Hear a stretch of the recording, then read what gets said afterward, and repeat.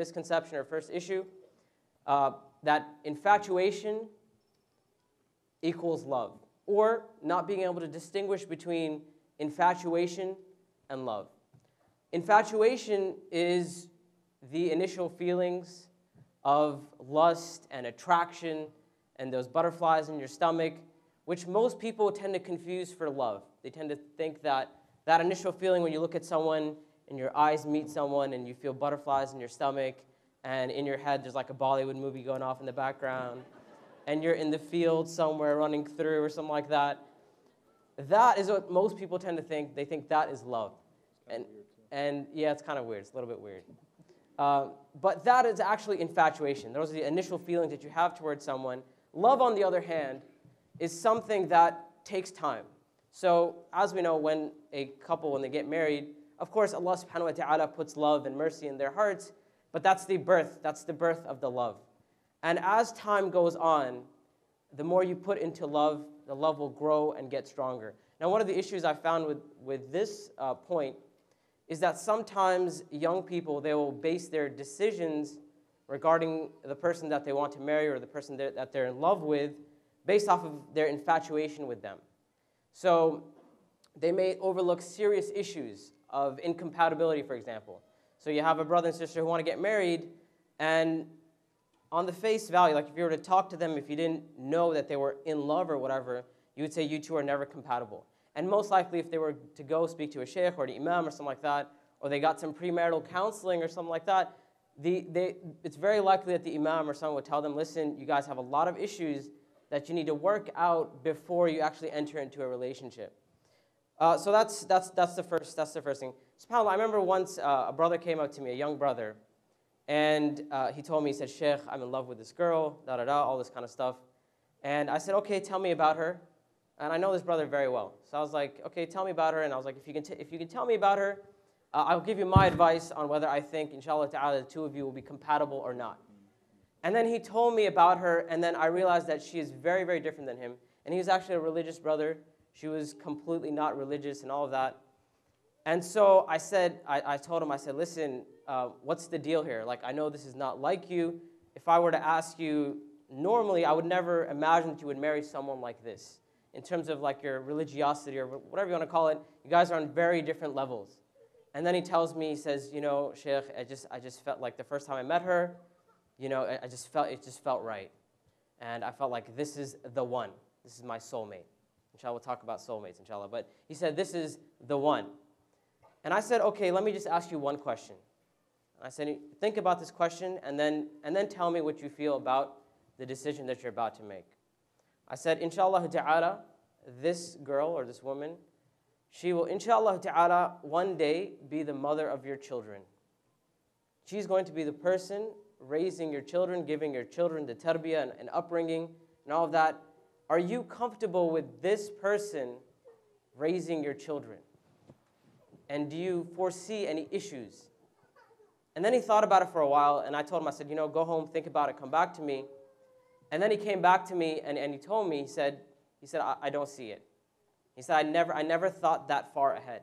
And that's the problem with infatuation, that we get so blinded by this quote-unquote love that people don't tend to think beyond the attraction that they have initially. So that's misconception number one. I don't know how I'm going to keep this under 10 minutes. Okay. Khalas. Number two. 7 minutes. Okay. Second misconception that people have about love and relationships is that if someone loves you, so they'll tell themselves, like, if this person really loves me, then they will change for me.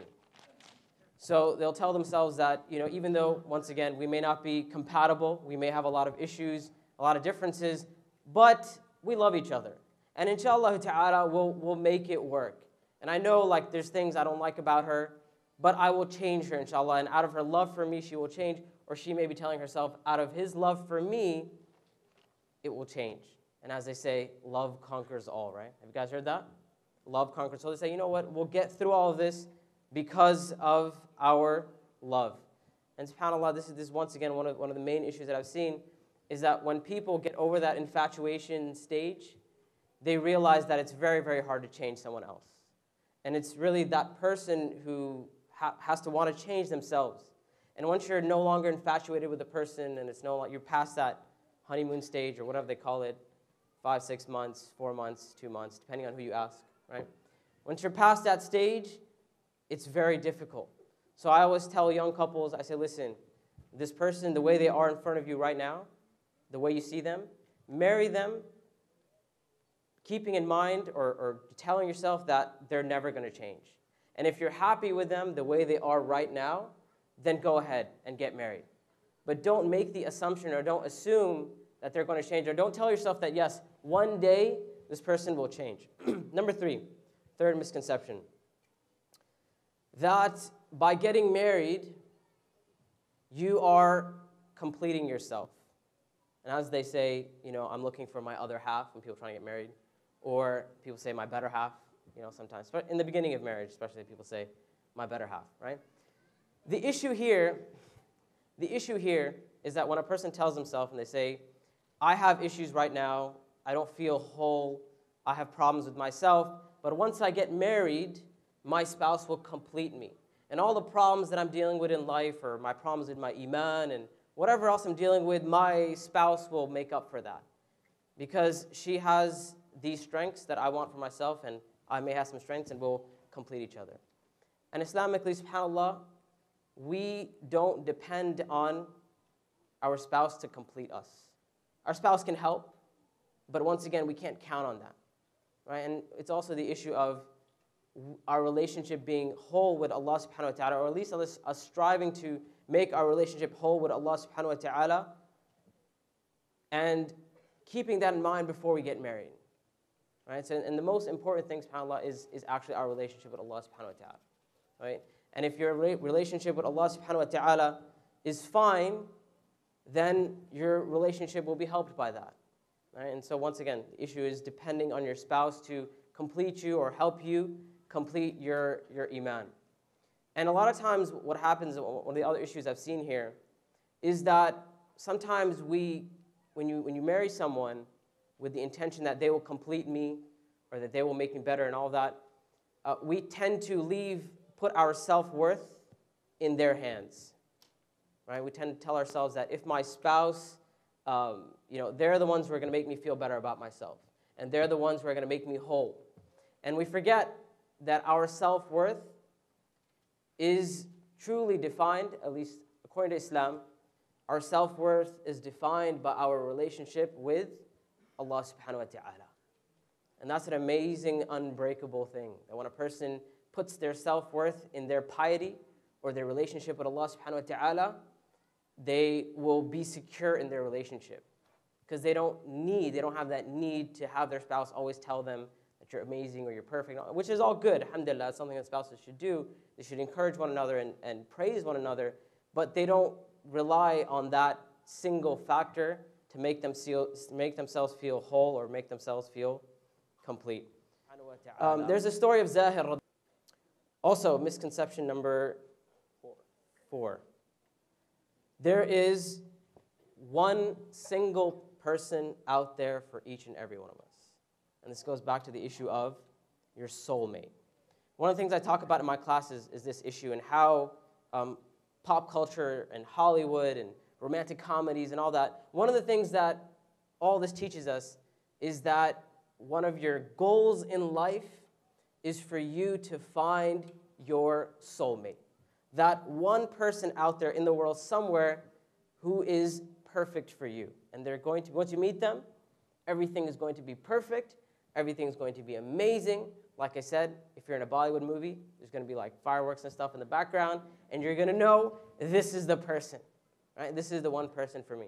SubhanAllah, I remember the first time I taught my class, after I mentioned the issue of the soulmate, a sister came up to me and she said, "Sheikh, are you telling me I don't have a soulmate?" And I said, well, it depends. If by soulmate you mean that there's only one person out there who, once you meet them, you're going to know there's going to be butterflies in your stomach and everything's going to be amazing and they're going to be perfect and they're never going to say anything to upset you and they're always going to know when to bring you flowers and you'll be on the same wavelength at all the time, right? Whatever you're thinking, this person knows. If that's what you think a soulmate is, then yes, I'm telling you, you don't have a soulmate. However, if you mean that Allah subhanahu wa ta'ala has decreed for you to marry a certain individual, and you want to call that person your soulmate, alhamdulillah, no problem. Go ahead and call that person your soulmate.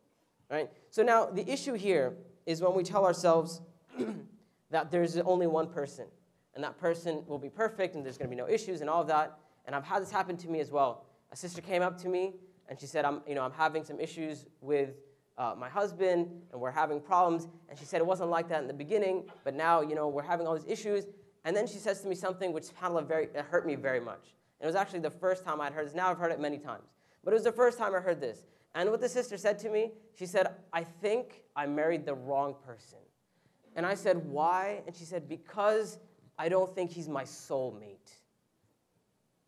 Right? And it's probably now the issues that they were having were not like major issues, like that are grounds for divorce or anything like that. Right? These were issues where she's like, yeah, I just don't feel that connection anymore. Right? Like it's just not there. Like my heart it's just not there, and he doesn't know what I'm thinking.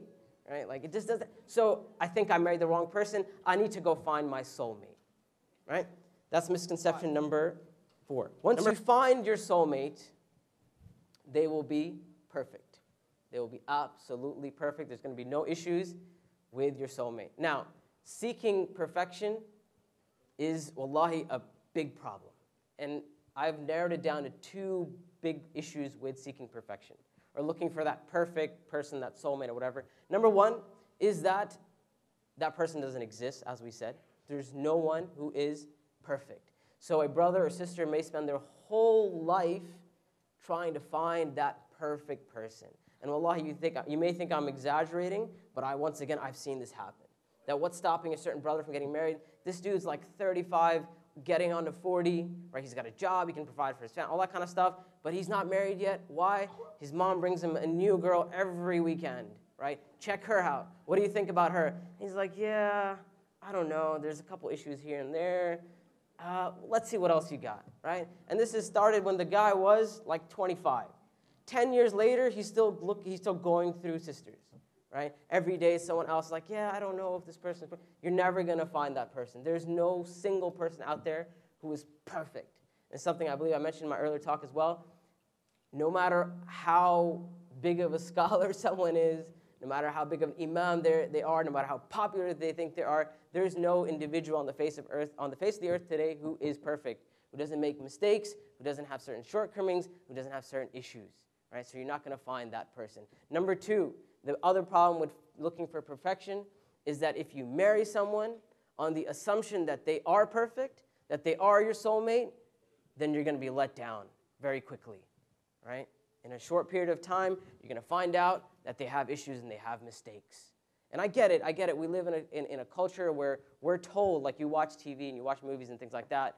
You watch The Notebook, for example, and you're like, oh my God, Ryan Gosling is like perfect in this movie, right? Like I want that. Like so a sister may be watching The Notebook and she tells herself, she says, that is the type of guy that I want for myself, right? I want my Ryan Gosling, except, and this is one of the things I often say, I want my Ryan Gosling, except I want him wearing a thobe and I want him with a beard, right?